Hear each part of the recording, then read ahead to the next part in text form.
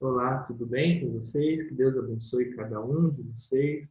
Hoje nós começamos mais uma etapa, uma nova etapa dos nossos estudos bíblicos.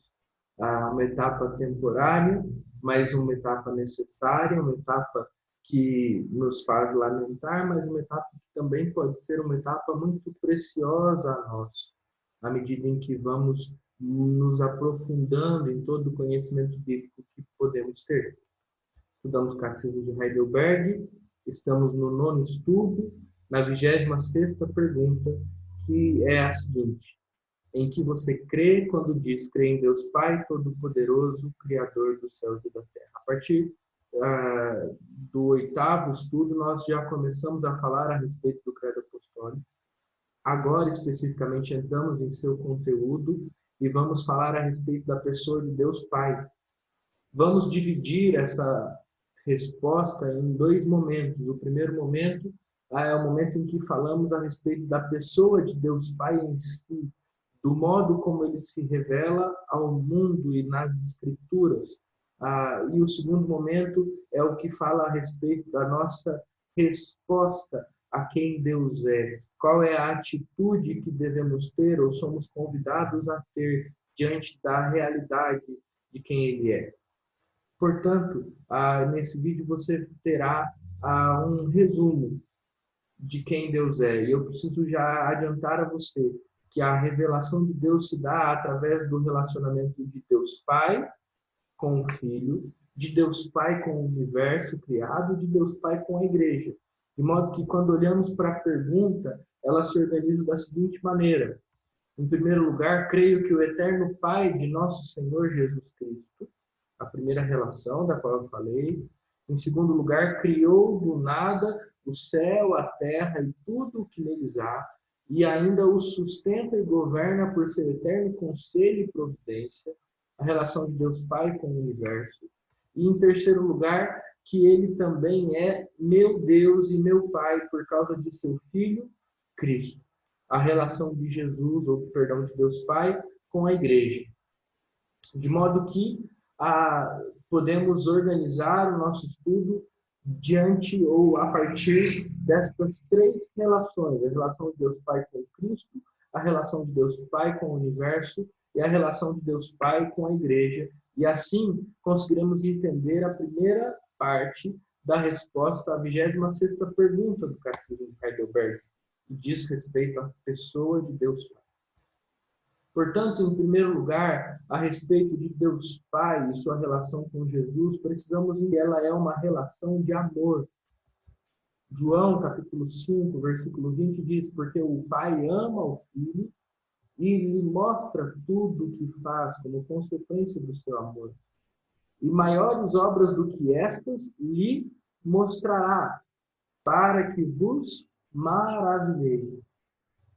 O segundo texto: como o Pai me amou, também eu vos amei. Permanecei no meu amor. A revelação da obra de Deus ao Filho e a revelação da obra de Deus à Igreja é fruto do amor do Pai.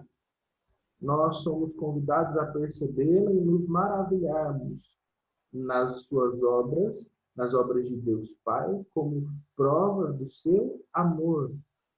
Mas não só isso, mas como também o amor de Deus sendo entendido por Jesus, sendo entendido como paradigma ou como pressuposto do amor de Jesus para conosco.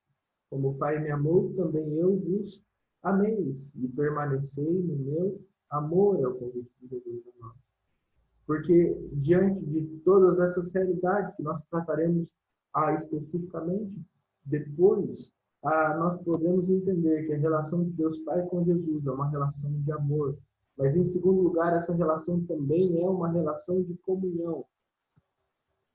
Em João 16, 32, quando vemos Jesus, às vésperas de sua morte, já entendendo e prevendo o que iria acontecer, ele anuncia: eis que vem a hora e já é chegada em que sereis dispersos, cada um para sua casa, e me deixareis só. Contudo, não estou só, porque o Pai está comigo. E ainda a respeito da sua autoridade, defendendo diante dos fariseus e dos escribas, Jesus diz: e aquele que me enviou não me deixou só, porque eu faço sempre o que lhe agrada. A presença de Deus com Jesus nos aponta para um Deus Pai que é um Deus de relacionamento, mas não só isso. Nós podemos entender também na relação de Deus Pai com Jesus a figura de autoridade que está sobre a pessoa do Pai. Jesus diz: porque eu desci do céu não para fazer a minha vontade ou a minha própria vontade, sim a vontade daquele que me enviou. E disse-lhe Jesus: a minha comida consiste em fazer a vontade daquele que me enviou e realizar a sua obra. Jesus não se coloca como alguém que faz as coisas de sua própria vontade, de acordo com a sua própria vontade, mas ele se apresenta ao mundo como um filho obediente do Pai.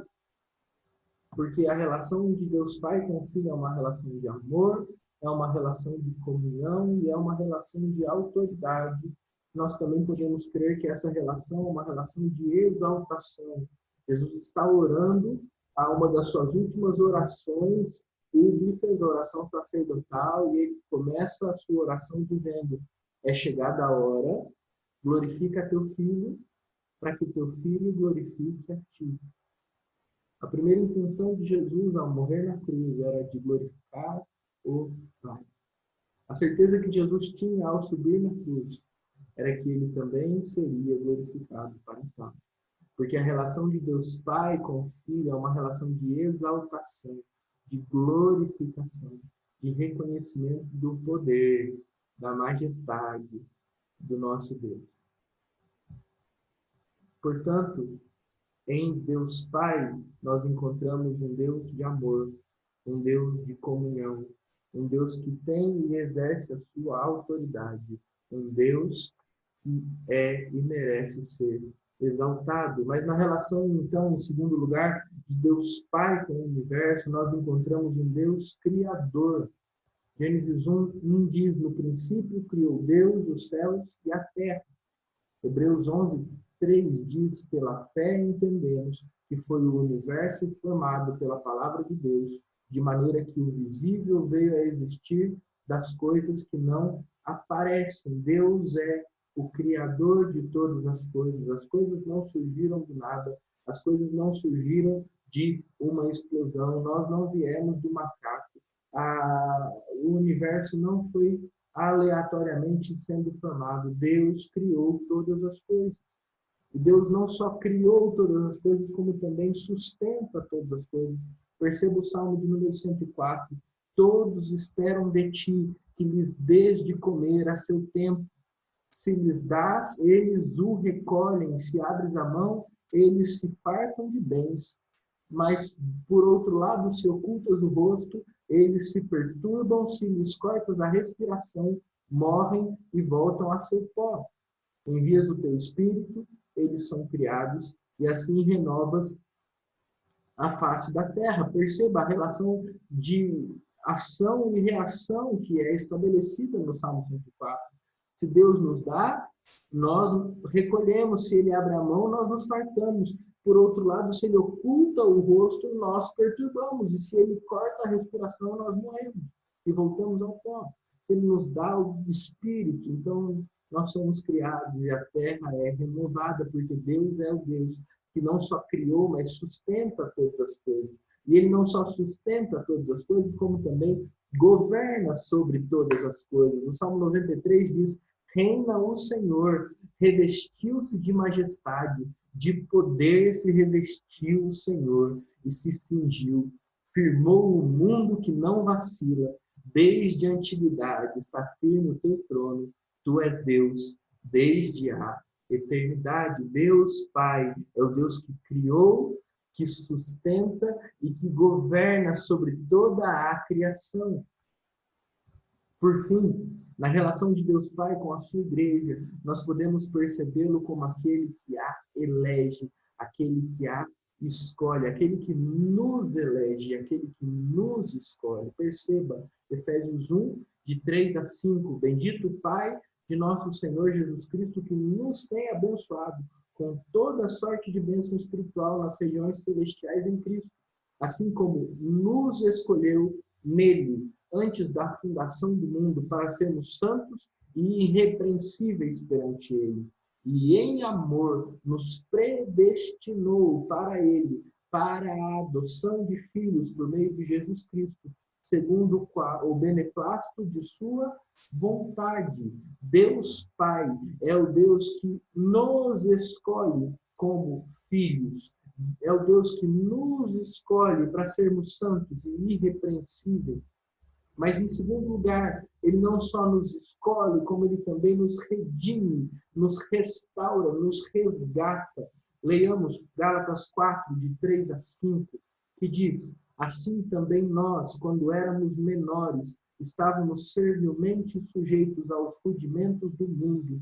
Vindo, porém, à plenitude do tempo, Deus enviou seu Filho, nascido de mulher, nascido sob a lei, para resgatar os que estavam sob a lei, a fim de que recebêssemos a adoção de filhos.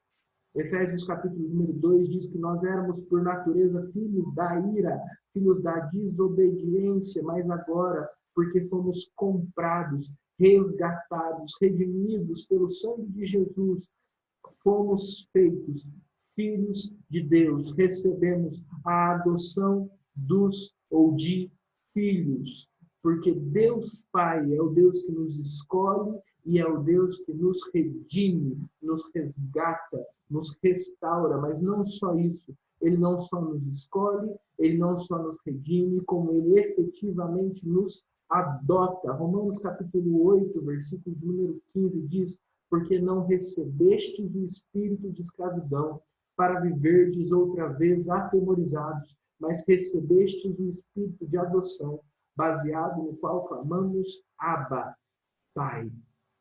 Abba é a expressão mais íntima da relação entre pai e filho no contexto judaico. E nesse momento ela é usada para com a pessoa de Deus. Se nós lermos, João, capítulo 1, nós veremos Jesus sendo chamado de Filho único, unigênito do Pai. Por outro lado, se lermos a Romanos, capítulo de número 8, veremos Jesus sendo chamado de o Filho primogênito, o primeiro entre muitos irmãos.